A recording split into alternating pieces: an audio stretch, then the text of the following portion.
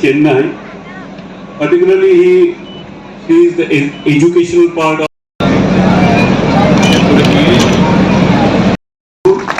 and take care of Chinmay education movement South India.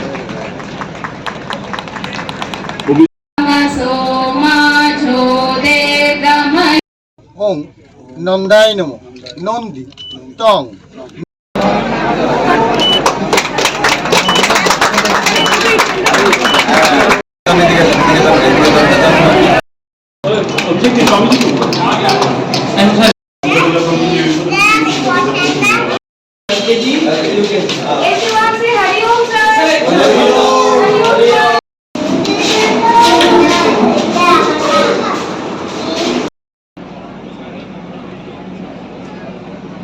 আমি অনেকদিন আগে সব জায়গায় আমি কথাটা বলি, ত্রিপুরাতে একটা নাম করা স্কুল এখানে আছে, বহু বছর ধরে বহু প্রোডাক্টস এখান থেকে বেরিয়েছে এবং একটা আদর্শ নিয়ে সেই স্কুলটা প্রতিষ্ঠিত এখানে।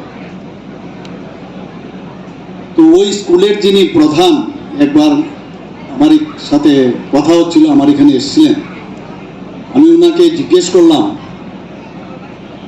আপনাদের স্কুল থেকে এত বছর ধরে বছরের পর বছর এতগুলো স্টুডেন্টস বেরিয়েছে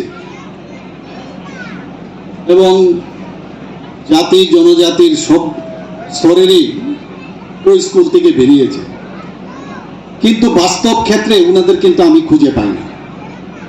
তাহলে যে আদর্শ নিয়ে আমরা ভাবি আপনাদের স্কুল থেকে ওরা বেরোয়, বাস্তব জগতে যখন ক্রাইসিস দাঁড়ায় আমি কিন্তু খুঁজে পাই না। তার প্রশ্ন আপনার কাছে আমি করছি। উনি আমাকে শেষ পর্যন্ত অনেকক্ষণ পরে উনি আমাকে উত্তর দিলেন যে আসলে ওরা ওনাদের ফিউচার, সেই ফিউচারকে তৈরি করার জন্য আমাদের স্কুলে আসে। তাহলে কি লাভটা হলো? আমরা সবসময় জানি যে ভারতবর্ষ এমন এক জায়গা যেখানে বাইরের থেকে আগে বিদেশ থেকে ভারতবর্ষে পড়তে আসতো। আজকে আমরা নালন্দা ইউনিভার্সিটির কথাই বলি, তক্ষশিলা ইউনিভার্সিটির কথাই বলি।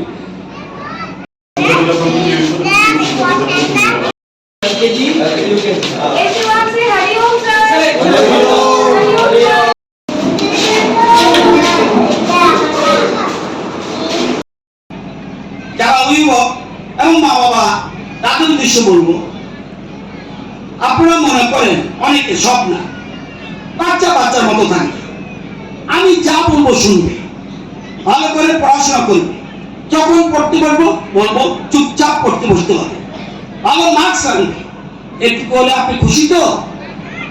না, জেনে রাখুন আপনি ভুল রাস্তায় হাঁটছেন। আপনি যা যা চাইছেন ঠিক সেগুলি যদি আপনার বাচ্চারা করে তাহলে আপনি একটা মেরুদণ্ডহীন মানুষ তৈরি করছেন।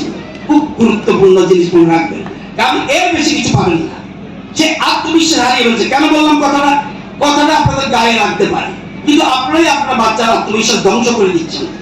ধরুন একটা বাচ্চা সবাই হাঁটতে শিখেছে, তো নতুন হাঁটতে শিখলে দুধটা পড়বে, স্বাভাবিক, খুবই স্বাভাবিক।